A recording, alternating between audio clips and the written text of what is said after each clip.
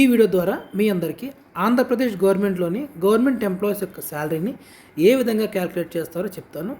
అదేవిధంగా నా pay slip share చేస్తాను మీ అందరికీ. అందులో నా గ్రాస్ శాలరీ ఎంత, నెట్ శాలరీ ఎంత, గ్రాస్ శాలరీలో ఏమేమి అలవెన్సెస్ యాడ్ అవుతాయి, నెట్ శాలరీ అంటే ఏమి డిడక్షన్స్ పోను గ్రాస్ శాలరీలో నెట్ శాలరీ అంటే టేక్ హోమ్ శాలరీ ఏంటి అనేది కూడా ఎక్స్ప్లెయిన్ చేస్తాను. సో శాలరీ అనేసరికి అందులో ముఖ్యమైన కాంపోనెంట్స్ కొన్ని ఉంటాయి.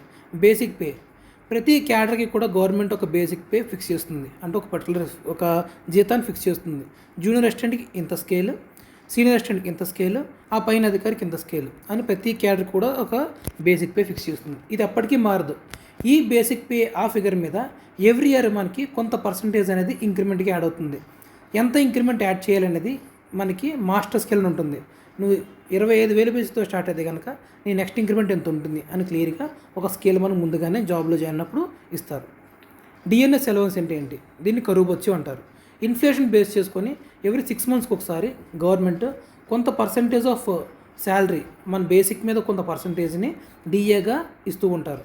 ఎందుకంటే పిఆర్సీలో మాత్రమే మనకి బేసిక్ మారుతుంది కాబట్టి ఈలోపు ఖర్చులు పెరుగుతాయని ఇన్ఫ్లేషన్ దృష్టిలో ఉంచుకొని ప్రతి ఒక్కరికి కూడా కొంత పర్సంటేజ్ ఎవ్రీ 6 monthsకి గవర్నమెంట్ ఇస్తూ ఉంటుంది. దాన్ని డిఆర్ఎస్ అలవెన్స్ అంటారు. హౌస్ రెంట్ అలవెన్స్, ప్రతి ఎంప్లాయ్కి కూడా గవర్నమెంట్ తన బేసిక్ శాలరీ మీద హెచ్ఆర్ఏని ఇస్తారు, హౌస్ రెంట్ అలవెన్స్. ఈ హౌస్ రెంట్ అలవెన్స్ అనేది కొంత పర్సంటేజ్లో ఉంటుంది, అది ఎక్స్ప్లెయిన్ చేస్తాను. మెడికల్ అలవెన్స్ అనేది ఫీల్డ్ మీద వెళ్ళే జాబ్స్కి, రిస్క్ ఉన్న జాబ్స్కి గవర్నమెంట్ ఏ క్యాడర్కి ఎంత అలవెన్స్ ఇవ్వాలో అనేది ఫిక్స్ చేస్తుంది. కొన్ని జాబ్స్కి ఏదైతే రిస్క్ లేవో వాటికి మెడికల్ అలవెన్స్ అనేది ఉండదు. మెడికల్ అలవెన్స్ అంటే చాలా ఎక్కువ ఉండదు, 100, 200, 500 అలా అంతే మాత్రం ఉంటుంది. ఇవి శాలరీలో యాడ్ అవుతాయి. శాలరీలో గ్రాస్ శాలరీ ఏమవుతాయి? Basic, DNS allowance, house rent allowance ఉంటే మెడికల్ అలవెన్స్ యాడ్ అవుతుంది. డిడక్షన్స్ ఏముంటాయి? 2004 తర్వాత రిక్రూట్ అయిన వాళ్ళకి ఎవరికి కూడా పెన్షన్ లేదు. సో వీళ్ళందరినీ కూడా సిపిఎస్ అంటారు, కాంట్రిబ్యూటరీ పెన్షన్ స్కీమ్ అంటారు. అంటే ఏంటి?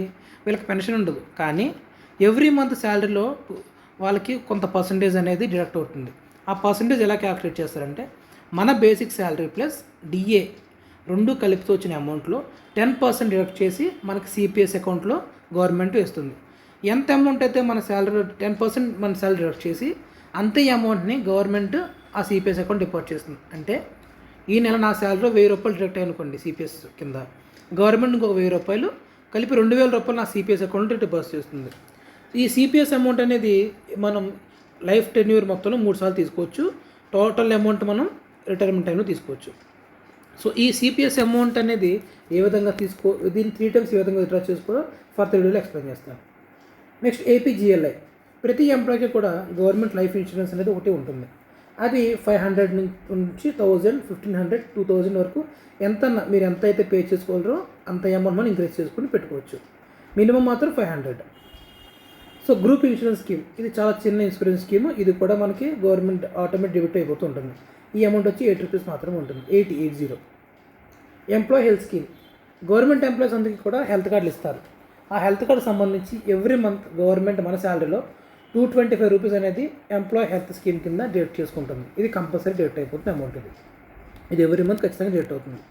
ప్రొఫెషనల్ ట్యాక్స్, ఎంప్లాయీస్ అందరికీ కూడా గవర్నమెంట్ అనేది కొంత ట్యాక్స్ డెబిట్ చేస్తుంది. దాన్ని ప్రొఫెషనల్ ట్యాక్స్ అంటారు. అది 220 or 250 rupees అంత ఉంటుంది అంతే. సో ఈ శాలరీలో ఇప్పుడు దాకా మీరు చూసారు, బేసిక్ యాడ్ చేసిన DNS allowance, HRA, house rent allowance, అదేవిధంగా మెడికల్ అలవెన్స్. డిడక్షన్స్ ఏమున్నాయి? CPS, APGLI, GIS, EHS, professional tax. ఇవన్నీ తీసేస్తూ వచ్చింది నెట్ శాలరీ. దీన్ని టేక్ హోమ్ శాలరీ అంటాం.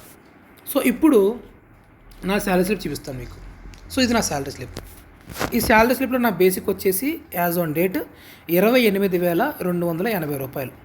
ఈ 28,280 రూపాయల్లో నా DRS allowance, present government DRS allowance వచ్చేసి 37.31%. ఈ 37.31%ని ఈ 28,280 క్యాలిక్యులేట్ చేస్తే 10,551 వస్తుంది.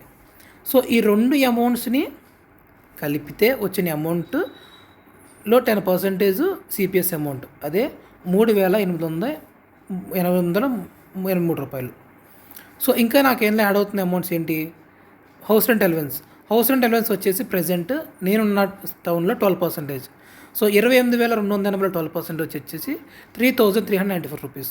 అండ్ నేను చేసే జాబ్ ఫీల్డ్ జాబ్ కాబట్టి నాకు 100 రూపీస్ మెడికల్ అలవెన్స్ యాడ్ అవుతుంది.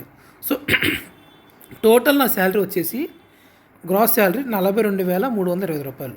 కానీ ఆఫ్టర్ డిడక్షన్స్ ఏవైతే ఏపీజీఎల్ నేను 1000 రూపీస్ పెట్టుకున్నానో, జిఐఎస్ ఫండ్ 30 రూపాయలు కట్ అవుతుంది, ప్రొఫెషనల్ ట్యాక్స్ 200 కట్ అవుతుంది, సిపిఎస్ 3,883 రూపాయలు కట్ అవుతుంది, ఈహెచ్ఎస్ హెల్త్ స్కీమ్ అని చెప్పాను కదా, అది 220 రూపాయలు కట్ అవుతుంది, నాన్ గవర్నమెంట్ డిడక్షన్స్ చిన్న చిన్న డిడక్షన్స్ ఉంటాయి, అవి 80 రూపీస్ డౌట్ అవుతుంది.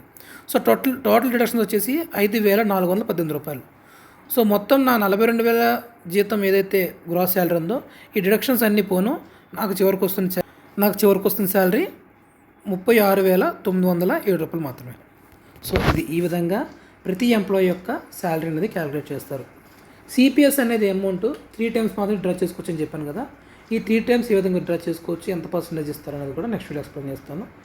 మీరు ఏ జాబ్ అయితే అప్లై చేస్తున్నారో ఆ జాబ్కి సంబంధించిన బేసిక్ శాలరీకి ఈ విధమైన క్యాలిక్యులేషన్ వేసుకోండి. డిఆర్ఎస్ అలవెన్స్ ఏపీ వాళ్ళు అయితే 37.31%, అండ్ హెచ్ఆర్ వచ్చేసి 10, 12, 8.